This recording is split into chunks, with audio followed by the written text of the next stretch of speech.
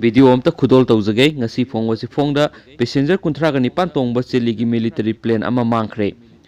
Antarctica da leiba Chiligi Air Force Base tamna paikiba miyoi kunthraga nipan tongba plane ama mangkhre haina Chilean authorities singna phongdokre. Military na phongdokhibada leba pokpa numitki numidangda plane adu operator singa pau faunaba ngamkhidaba matungda alert lauthokibaga loinana search amasum rescue team sing mihut nahum singna lainaba khangankhre.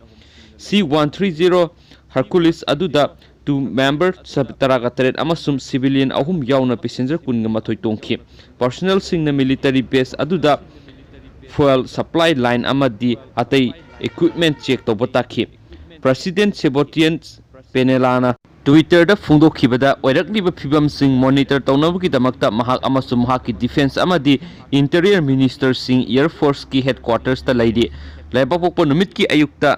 Air Force ki statement amana haiki madudi plane adu pung taret hena kari karam tawribagi haibagi matangda pau amata faunaba yakhidre asigumba phibam asida plane adu nongai matung minute nifurom adu waida fuel loiramba yai haibagi singnaba lai hinghoba miyoi sing yauramba tarabadi makoibu rescue tawnabuki damak Air Force ta aircraft aduga pau taknakhiba center da makhatana thi humbagi thabak sathari haina statement aduna makhataki plane adu capital Santiago digi kilometer sahum hena lapna leiba